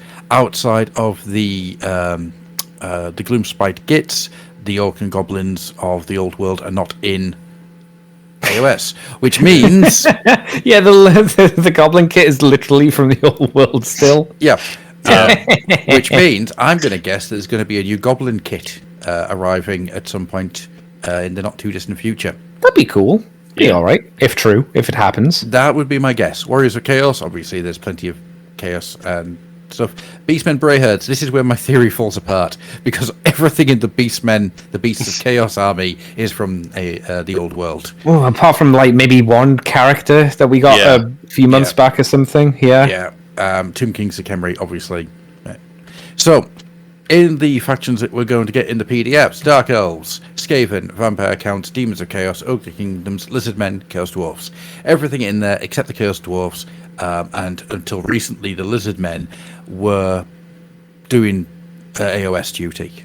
And I can see the Demons, because Demons do 40k and AOS, so I can imagine that they're not going to do anything different with the Demons. Nah. Vampire Counts, obviously they've had the soul blight, but I can imagine that there's still a little bit of pollution, shall we say, between the two. Skaven is everything that is AOS. Everything I've got it's still the same bloody kits. So that would be my guess why they've picked this time, because it means that the stuff that's doing double duty doesn't have to be turning up. But you've got the PDF if you want to run them. So it kind of makes sense in a way. If It's a patch until they move on. If it's successful, move on to the next section of the game. I would imagine, right? Exactly what I'm thinking is that if this is successful and it does move forward, and there is another one in a few years, they'll move it forward 100 years or so. Skaven start to reappear, and hopefully then you've had the time to divert AOS Skaven and Old World Skaven. That is my ambition and hope, because Jesus Christ, the Skaven need it. Yeah. And I know there's other kits out there that desperately need it as well, but it angers me that the Skaven, who are a quintessential building block of Warhammer Fantasy, are just kind of there in AOS. And they, in the fiction, they're doing loads of stuff. Yeah, in the fiction, they're absolutely brilliant, but on the tabletop, no, not really, not so much. Yeah. But I'll kind of be a little bit sad if we lose some of. Because one of the things I kind of liked about Cities of Sigmar was how it gave you traditional style dwarves. It gave you Wood Elf Exiles and what would have been High Elves, and and create this nice little mishmash of. Yeah. It's kind of what kind of hooked me into AOS. Finally realizing that this is a world where you can have orcs turn up in one of these cities. They're not going to be liked, and they'll probably end up in a bar fight and then in jail. But they exist. They have personality. Yeah, absolutely. They're not going to get murked by the first dwarf who comes across them, and vice versa. There's I can't remember which story it was in, but there is the one that has the orc bouncer at the bar. You know, he just sits in the corner and he's just thrown meat, and he's quite happy. You know, and then somebody has to be thrown out and he eats them. So, yeah. But yeah. So, what I did quite like about this little thing that they were talking about here is that the Skaven, the origin of the belief that Skaven aren't real, that they vanished for several generations, became folklore. I had totally forgotten about that. Yeah, that was a nice. That's always been a nice little bit of the old lore for Skaven. Yeah. Von Carstens are all dead for a given value of dead after the Vampire Wars. The Dark Elves, Lizardmen, Chaos Dwarves, and Oak Kingdoms are all based very far from the old world, and during this period are very inward-looking and insular races. But there's a PDF for the Chaos Dwarfs. I am going to put money down and say, I bet you it's just the Legions of Asgore that they release as a PDF. What's that then? That was the End Times Chaos Dwarf list. That was nothing. Oh, so you think they're gonna fuck with you? Oh yeah. You mean like the previous two official Chaos Dwarf releases, Adam, that were so in depth and widely available? I will have you know that the White Dwarf Presents Warhammer Armies Chaos Dwarf is a magical book, and it should be in a museum. So there. Why are you lying? I'm just going to point out when they did that, gave the Space Wolves actually when they got the first codex, the Chaos Dwarfs couldn't even get Warhammer armies at the start of their book. Oh God! Nope, they got White Dwarf Presents because their book was all White Dwarf articles, and they had to pump out the pages with a battle report. Oh man! Yeah, but they literally did do that to the Space Wolf one. Oh yeah, yeah. They gave him like 4 extra characters, and that was it. Oh yeah, I remember. Sorry, I don't mean it. It's fine. I'm a Chaos Dwarf fanboy, so I'm used to the pain. So this is going to be really. I now understand what it is and what it's trying to do, because it looked like they were going to try and do a best of with the old world, but if it looks like it's going to be a lot more narratively driven than that, which is I'm kind of more into it now. I'm getting more of an idea of what it is and what it's going to be, and if the books that come out of it are going to delve deeper into history that we haven't actually seen before, I'm probably going to be interested in getting the books. Yeah, that's true. Yeah. I mean, as much as I do feel that the old world has had its time, I do have a real soft spot and a love for it. And, you know, when it died, I was kind of happy to see it go. Which is a really weird thing to say, because it was, let's not beat around the bush, it was fucking awful. Yeah. Well, GW had been killing it for a while before that point. Well, it's just the problem, isn't it? Less and less the great people, cycle. Yeah, less people without buying support. Yeah. So it's one of those things. What comes first? Is it the lack of support, or is it the fact that the company doesn't give it any support? I don't know. Yeah. Well, I think it all comes down to it in 6th Ed, Fantasy Battle, 6th, 7th, might have been 7th actually. 40k was just the only thing that was really selling, and you know that cycle started there. The rules for 7th were a mess, to put it bluntly, and it just didn't. That's probably a good point. It's probably like if you have a really bad release of an edition, everyone will then migrate over to the other game, and you need to do something incredible to bring those people back. And if you don't, they're not going to come back, and then you go into the death spiral. And I guess that's what happened. Yeah. It is exactly what happened. And the End Times, the final edition of Fantasy Battle, it brought some people back, but it wasn't enough to do anything with. And I think that was very much the death knell. You know, this is the last ditch attempt to keep it going. I am very glad to see them bringing back some of these classic kits, though, because it's like, Oh yeah. I mean, I've regretted missing out on some of the high elf kits that Mhm. released towards the end. So the White Lions and the Loffen Sea Chariots. Yeah. I've wanted those for years, and I was like, come to me, because I have ideas for those kits. You mean the one that looks like some high elves just stole Saw from Castle Grayskull and hitched a boat Yeah. to it? Yeah. Yeah. Yeah. I can see some He-Man based goodness happening there. You said before the podcast started, before we started recording, that you had a good idea of what this is going to be now. So do you think that all these armies are going to get new models? No. What's your assumption? No, I think there's going to be very little in the way of new models on release. I think Re-released models then? Yes, I think it's going to be a lot of Okay. re-released plastic kits, because obviously plastic kits don't degrade. You can redo the plastic kits very easily. The tools still exist. I mean, they You don't even need to do the tools. All you need to do is have a sprue handy, and you can 3D scan it and print it, and there you have your master mold. It's it's really simple to do on a industrial scale now. On a personal scale, it's not as simple at all. No. So before anybody jumps on that, but I do 3D printers, and the first person that says 3D printer goes burr gets shot in the kneecaps.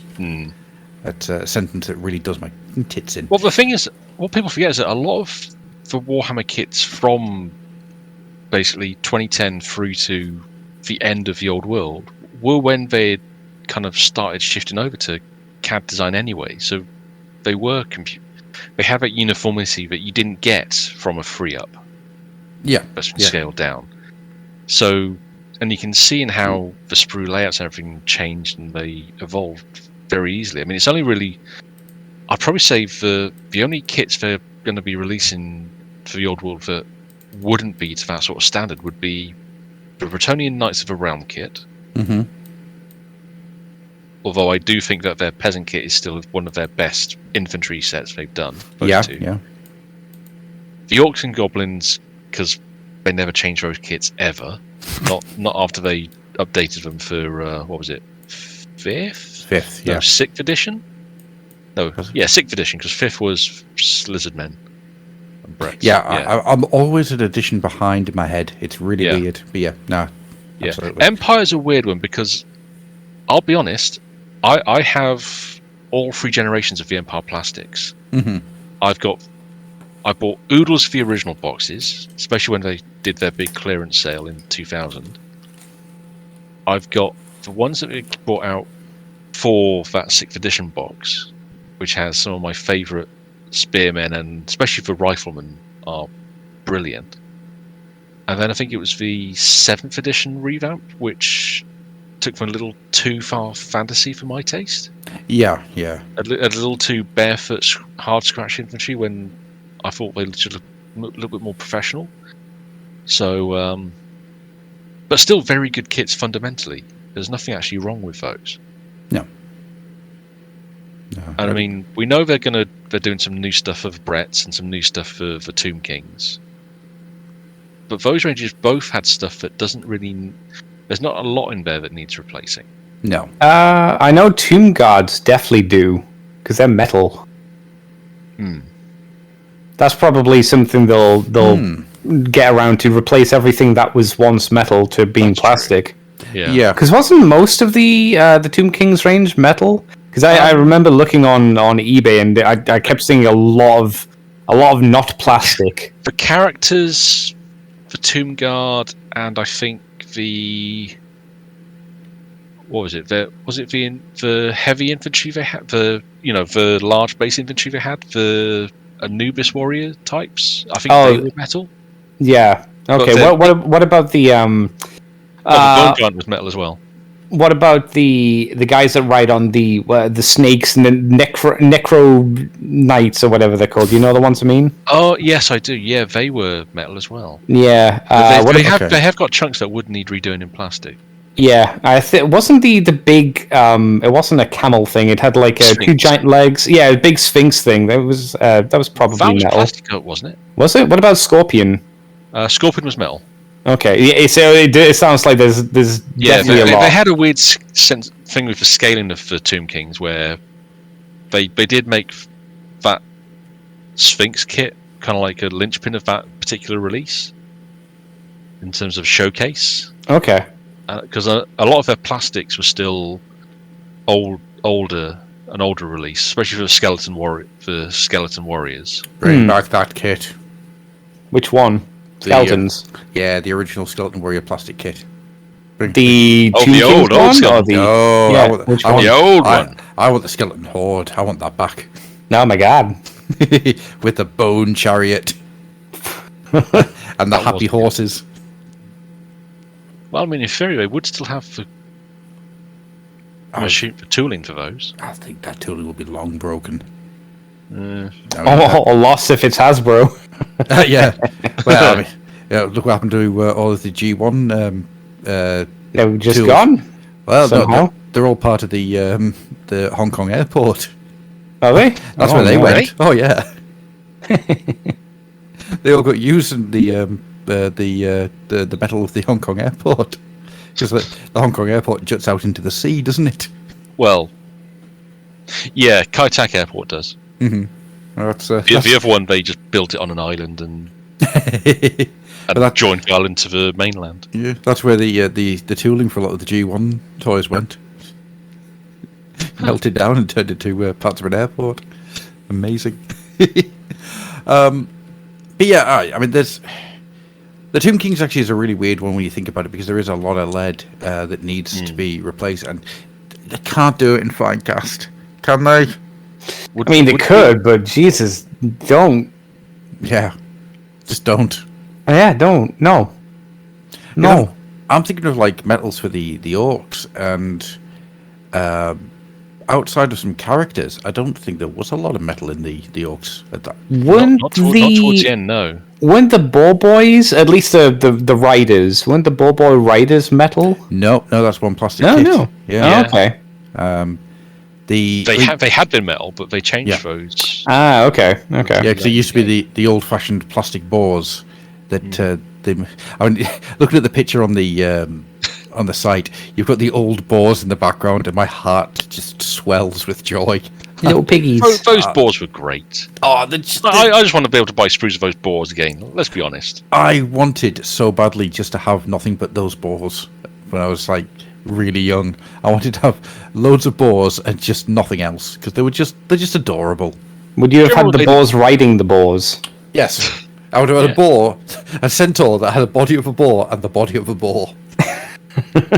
Was it the snake bites that they did, where they took that kit and just gave them metal wheels and legs and stuff? And that's random right. Bits you stuck on the ass end of those poor bastards. Yep, that's right. that was good stuff. That was good Fun stuff. times. Yeah, so that's the old world. It's a bit of a strange one, really. There's still not enough information. I've got a better idea of what it is, and I'm intrigued by it. By now, we kind of know what it looks like on release, kind of, not the rules or anything like that, but just like the setting. It makes a bit more sense, and now I know it's not a best of. I'm a little bit happier, if that makes sense.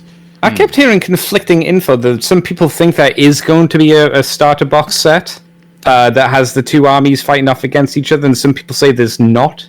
It'd be weird if there wasn't. It would be weird. But we did. I think we did talk about it last time that there wasn't going to be one, and then, like I say, I heard other people talking and saying there was going to be one. But then so I don't know. Horus I think I'm Heresy. going to work it out at this point. I'm just going to wait and see. Yeah. Horus Heresy launched with just books, didn't it? So maybe it's the same thing. Yeah, but I don't know. Yeah, it took a lot to get to the big box stage. Yeah. Those were a very special case. And then that just went quiet. Just so weird. The Age of Darkness box is so weird. Let's move on to some AOS, eh? Sure. Right, so we've got some new heroes for the cities of Sigmar, and I am going to put my hand on the table with a great big wad of cash and say, I'm in. Gimme! I am absolutely in. This is...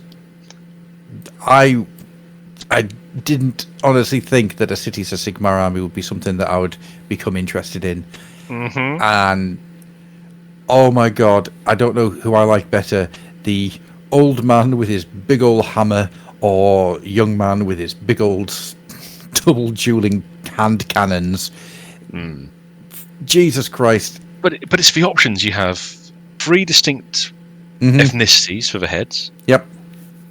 You've got 4 different weapon loadouts, effectively, because you've got a sword that goes in the hand, the arm that's holding the shield, as well as the one that he's holding in his other hand. Yep. That head in the box is just ripe for shenanigans to do something daft with. Yep. I'm between this and what we've seen so far for them, I'm just really going like, ooh. I mean, the fact that you've got a two-part, a two-person kit here, and one of the kits has 9. Hang on. 12 possible builds. It actually might be more than that if you come. Yeah. Yeah. Okay. 20. I'm going to say 22 actual builds. If you think about, you can change the hands around a little bit, so you could have a hammer and a gun. You know, it's yeah. A shield and a gun. Yeah. Oh my god. But you can do it. Shield and a gun would be amazing. You just peer over the top of the shield shooting. Yeah, I'm in. I'm absolutely in. Yeah, everything we're seeing for the Cities of Sigmar is calling to me, and it is calling to me hard. And it's starting to upset me because they're just men. They're just innocent men. Yeah. Why? As I said to you and George when this image came out, I said these should be the poster children for Age of Sigmar. Absolutely. Absolutely, 100%. They got way more character than the Stormcast. Yeah. Way more. As far as I'm concerned, these are the poster boys. You know, Yeah. these are what is going to be front and center in Age of Sigmar in my brain going forward, because they're just amazing. I only have a single criticism of this kit, and it's just, and I know that it's just me. It's a me foible that I can't get over. I want to change those pistols to 6-shooters. I'm done with these matchlock pistols that we get everywhere. I want guys with. I want soldiers and horsemen with 6-shooters, gunning down zombies. Chaos We need to get you into Gene Stealer cults then, because there's one guy who will satisfy you. I have a miniature on my to-buy list for a wholly different purpose. I have a bag I've bought just of the Architect revolvers from the the Dog Riders from the Adaptus Mechanicus. Yeah. I've bought so many of that damn Jesus revolver Christ. because it's a lovely revolver. It looks great on a fantasy miniature. I can see I have it. a bag full of cowboy hatted model heads. I look forward to seeing your Wild West Slap themed leather, Cities of Sigmar. Yeah. I'll do it. And round these parts, we only praise Don't think I Sigmar. won't. Don't think I won't. No, it's not that I want to stop you You've from seen doing my it. Cal Jericho conversion. Oh, yep. And you know what I'm saying to you. I'm saying do it. Do it. Do it. Do it. Do it. But yeah, I mean, these guys are fantastic. Everything that we've seen in the Cities of Sigmar has been absolutely fantastic. And I've got a horrifying feeling that this might end up being my my army next year. Yeah. Because Whenabouts are these getting released? It's not too far off, right? They've said summertime. Yeah, so that's a month, 2 months away, So give or there's supposed to take. be an army box coming out first, as they want to do. yeah, Yes. which is fine. I'll just wait. I'll, Yeah. You're not going to get scalped. Come on. Oh no, thank You're you. a real fan. Well, you see, I'm not stupid. I'm not going to try Games Workshop's pre-order site because that has never worked, and I don't know why people think it's going to. No, but seriously though, Games Workshop's pre-order site is fucking terrible and needs dealt with ASAP. It gets worse and worse. There are things you can sign up to that help you scalp. You can pay a subscription to a place and it'll help you scalp things. And their advertisement is get this stuff early so you can sell it. Yeah. It's really fucking bad. It's like Jesus Christ. Well, it's Yeah. like a lot of third-party retailers, like this weekend just gone, Hmm. they only had 4 copies of that box allocated. Some of them, they've actually turned around and said, "Yeah, we didn't bother listing it. We put it up and just said straight away, out of stock. We'll put it on sale in the shop for our customers and that." They could come just in. make more. They I could know, just right? make more. Yeah. There's no way they couldn't make more. It's easy. It's the real annoyance about GW's model at the moment, because you look at every other company in this industry and they put stuff up for pre-order at least a month ahead, Yeah. if not Mhm. longer. I mean, I've had, God, look at that Shatterpoint box for Star Wars. That's been on pre-order for like 4 months at this point. And you just think, you put it on pre-order so you know what you have to make. Yeah, It absolutely. gives you an idea of the interest. Yeah. And Totally agree. Totally agree. Nah, it's too hard. Yeah. We give you a week and we only have so much. It's stupid. I'll do. yeah. One of the biggest problems I've got with GW as a company at the moment, and when I'm turning this particular mode on, it's serious, is that the way that they deal with pre-orders is atrocious, and it is disgusting in a lot of ways. I think the worst thing is it's deliberate. They deliberately do it. Yeah. They give you a week to announce that the pre-order's coming. Then you're there on the day for the pre-order, and then the pre-order just goes because their site is anarchic and it is completely and utterly unfit for purpose, and it has probably been run by a completely different company that isn't GW. It needs to be in-house, and it needs to be brought up to spec for the modern age, because now it's not. Yeah. And the fact that they send the newsletter out telling you the stuff's available to pre-order 5 minutes after it's sold out. Yeah, It's gone. It's ridiculous. That hurts. That Yeah. really hurts. I mean, I'm not. It's one of those things where I've never been one for pre-orders, purely because I'll wait and I'll see, and I'll find it for cheaper that way, because I'm stingy.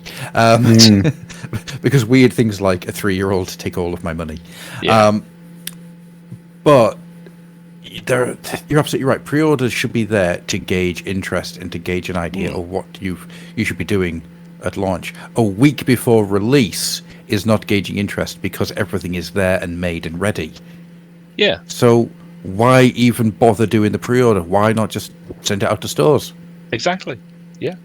Because that's the only way. If you're not going to update your website so it's a bit safer to use, and it's not this ancient creaking machine that is being absolutely reamed by scalpers. And let's put money where the mouth is here. It's scalpers that are absolutely wrecking it. Oh yeah. Yeah. And I mean, within parasites. Well, within 10 minutes of Ashes of Faith going on sale, he said quotation marks, on Saturday morning, just gone, I could find 60 copies on eBay, all priced for £100 or higher. Yeah. I mean, A lot more. Big D just effectively said the easiest way to solve this problem, and that is to put the pre-orders in a month in advance. There are no stock limitations. You can buy as many as you want. You can order as many as you want, and then GW just makes that amount and then makes extras for the stores. And there you go. You're done. Yeah. There you go. Problem solved. Absolutely. The closest they've come to solving this is they've stopped releasing the limited editions of some of their novels months ahead of the standard release. Yeah. But that hasn't necessarily helped that much, because I don't know about you, I tried to buy Son of the Forest on pre-order. Mm-hmm. The standard edition. I didn't want the special, I just wanted the regular hardback. Yeah. That's still listed as unavailable from every single retailer I go to. Limited edition? That makes sense. A standard hardback? No, that doesn't make sense. It's bonkers. Yeah. It's another way to make their product seem more valuable than it actually is. Yeah. And it's a disgraceful way of working. And it is honestly the one big thing that I really put my stake down as being, this is what GW does bad. This is completely what they do wrong. And they shouldn't be doing like this. It's anti-customer. That's the issue. Is. Yeah, very much so. I have to hold my hands a bit. I did get onto their customer service Saturday morning on the live chat. Tangent time here. Now, Don't know you chaps. I've worked customer service in various forms over the years, retail, back of store, whatever. I always try and be very understanding and not be a dick, frankly, because they don't need it. Sure. Just be polite about it and explain your situation. So, the chap I spoke to, I think I posted it in either on the Fluff and Facebook or in the Discord, just a transcript of our chat that they sent me after we finished up. Because he was lovely. He was very polite. He was clearly working to a script he'd been given. I get that. And when I came back to him, because he did say, well, we're very sorry, it is going to be available this coming weekend from stores. And I was like, okay, dude, I get that, but I do not have full mobility. I don't like to play this card, but I do sometimes. You have to. I'm not the most mobile of people. I've got a set of titanium staples in my spine and a leg that you don't want to look at. So mobility is not always my strong suit. So I do order, as we all want to in this one world, 90% of my gaming stuff I order online. Because it's just too much hassle trying to get into my local town at the weekend to any of the hobby shops there, GW or Firestorm, frankly. And I said to him, I don't want to be taking that journey, which is a long old trek for me, on the chance I can find a copy. When I should be able just to go online and say, oh, yeah, that's coming out. I'll take one of those, thank you. Yeah. It's not rocket science. No. No, and all it does is damage people's faith in... I mean, in GW, I mean, that Ashes of Faith box, yes, it's a steal for what's in it, but also it's a really anticipated release that people wanted and can't get. Yeah. And it just damages people's belief that they're going to be able to get Leviathan when that gets released, because... I mean, odds on they're stockpiling that thing. That's why they got so many problems. They're stockpiling that thing to bugger him back. But how many of the pre-orders from the last, since Christmas, if not longer? You can't get the Lion. Yep. Still, they haven't even announced he's going to get released separately. The Boarding Patrol boxes, the ones that people actually wanted to buy, were all gone soon as, and there's still no sign of a lot of those characters being available separately. They've only just they only released Vashtor and Azrael separately because no one was buying the other box, frankly. And it's just maddening. It's so anti-customer as well, like you said. I mean, it turns people off. It does. It gets people angry, and you see it everywhere. Throughout the. I mean, I'll put it this way: the Fluffenhammer Discord is a calm, chilled out place, and that Saturday morning, you could taste the tension in the air. Everybody was fucked off. We were a bit spicy, yes. You're all very fucked off, and it's the first time ever I've been watching it going. Do I have to step in at any point? Don't normally have to step in. Normally I just let people go and it's fine. And everyone acts like human beings, but getting a bit angry.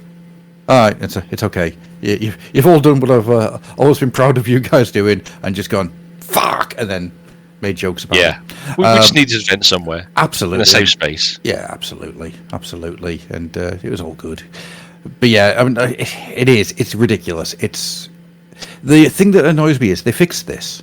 They fixed this during lockdown with that queue system.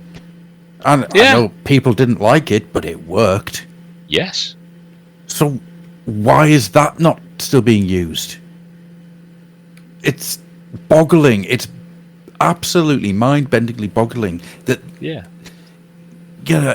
isn't the website now and currently didn't they make a big song and dance for the fact that it's actually been upgraded since then as well? This is supposed to be a better version of the website, yeah. Oh no, doesn't feel like it. The levels of security and protection on it are absolutely dire. If they didn't have record profits and they didn't keep telling us about how well they're doing, it would be a bit more acceptable if we thought they weren't doing okay. But they are doing fine. Yeah, they're doing More than really well. fine. Yeah, and they're expanding There's no out. excuse. The biggest thing here is that they're expanding out into the world in a way that we've never seen Warhammer do before.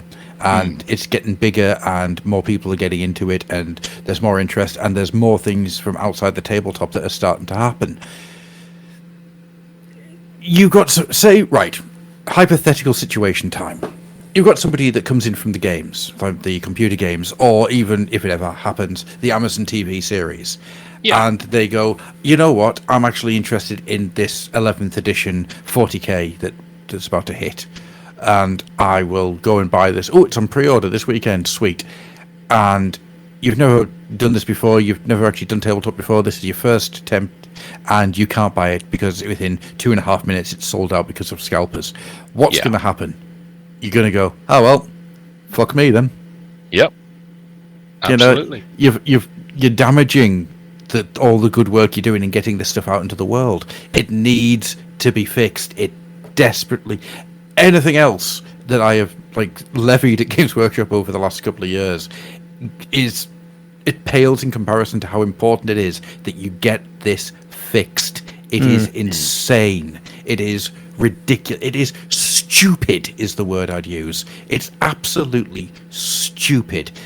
Because in this day and age, you can't have something this ancient and creaking desperately trying to keep up with these bots that will go in and buy 50 copies at once. Yeah.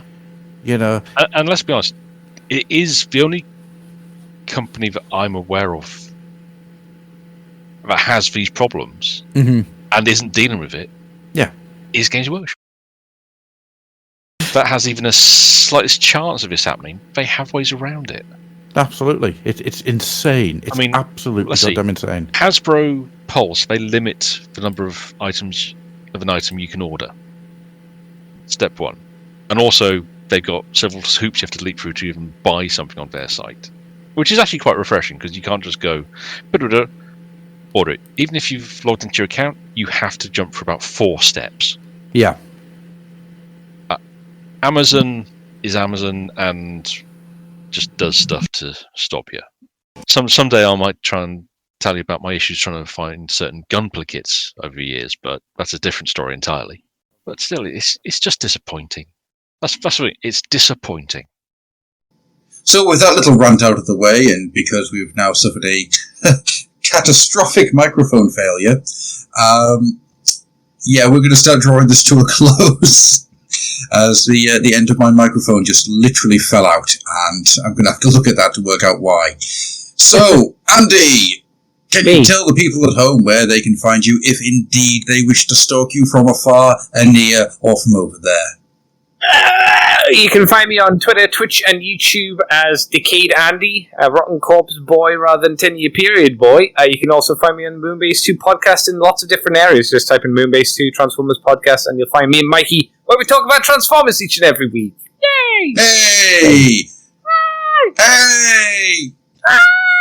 Big Swingin' D! Where can people find you if they so wish to hunt you down with a spear in hand to take your eyes? Well, I'm on the social medias as, myself, David. I don't hide. Come and find me. You can't miss it. There's the grumpy picture of Cup as my profile picture everywhere. He's my spirit animal. Very disappointed to find out that you didn't actually look like an old robot. I'm getting there. Otherwise, I'm Adam's regular servitor for Fluffenhammer. Mm-hmm. Do my best to chip in. Hang on, did you say you service Adam? Servitor. Oh, that's better. Servitor? I barely even knew her. I also run our regular watch along if anyone's interested in joining the Discord to see what we dig up from the past for a few hours on once a month on a Saturday night. Yeah, it's always fun to see what's strange and unusual films. Yet there's still been no Hawk the Slayer or Beastmaster. This depresses me. They're on the list. As I've said, it's all the roll of a T20. Yep. No. I get you guys to do it. Yep. No one's rolled them yet. We haven't done Aliens yet, amazingly. Hey, that's true. That's very disappointing. You have done June Otherwise- twice, though. Yes. Well, that's just because everyone missed it first time, and it's really, really good. It is. Otherwise, I'm also a regular contributor to UKAnime.net, one of their resident mech heads, posting reviews of Gunpla kits, Transformers, and the latest anime that's caught our eye. Currently, we're all indulging in our weekly dose of Gundam heart stabbing with The Witch from Mercury, or Revolutionary Girl Suletta, as we like to call it.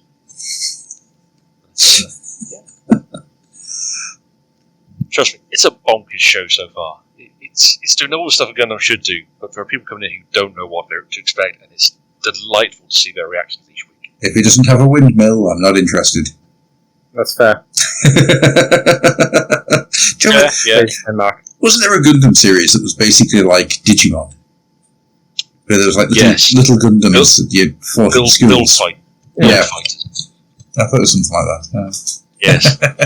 That has its 10th anniversary this year. Jesus! They're doing a big crossover between all the build fighter shows. Oh my god. It's terrifying. I suppose that makes sense, actually, because I only know about that from the weekly Skypes that we used to do, Andy. Oh, yeah, back in the day. Yeah, my god. Well, it's nearly 30 years of Gundam Wing. I will eat you, witch. As for myself, you can find the Fluffenhammer on Instagram, Twitter, YouTube, and of course on Facebook, where there is a Facebook group which is very lovely, and there's a Discord group which is even lovelier. Everything is lovely when you're coming up fluffy. Join us, we don't bite much. Unless you point out that Gundam Wing was 30 years ago, then I will eat your entire face. Like you were a beaver. Which, if anyone has seen the final film by Sir Sean Connery, Sir Billy, there is an actual line where a policeman just goes, "I love eating beaver." It's a film. It's definitely a animated kids film. Yeah. As for myself, you can find my own personal things at adnicol, that's nicol.weebly.com, where I have all of my self-published stuff, all of my art, and all of that type of things. The first book of Eramis, my RPG skirmish game, is available there to download for free. Please, if you notice any other spelling mistakes that I haven't already noted for the hard copy, let me know. Because as somebody keeps pointing out, ability does not have 2 L's in it, and I don't know how I've done that. It honestly went to a proofreader and everything. It's don't know how I did it, but I did it. It's me. I did it. Through talent and perseverance. Through sheer bloody-minded idiocy. And of course, you can find me on Twitter at adnicol, and you can find me on Twitter as Grufflock. That is Hang on, doesn't your wife have some sort of store as well? I was getting to that. A.G. Needlefelt, if you want taxidermy without the harming of animals, or as I like to call it, friendly necromancy. My wife has been creating all sorts of animals out of wool. If you go to A.G. Needlefelt on Instagram, she's got a lot of the stuff that she's been putting up, and my favourite is the owl. It's scary. Please buy the owl. It looks at me when I go to the toilet at night. Stares at me. Her posts on progress, it's just disturbing, but she's so chipper about it. I can't stay disturbed for too long, you know? Oh, Abby's killed before, that's why. Easily. Yes. She's killed before, so she's very easy to be chipper about things. I'm not the first husband. The only reason I'm still alive is, once again, sheer bloody-minded idiocy. This arsenic tastes a bit Moorish. Moving on. So that's us for this show. Thank you very much for listening, if indeed you still are, and I hope you have a pleasant night, whatever you may be. Good night. Bye-bye.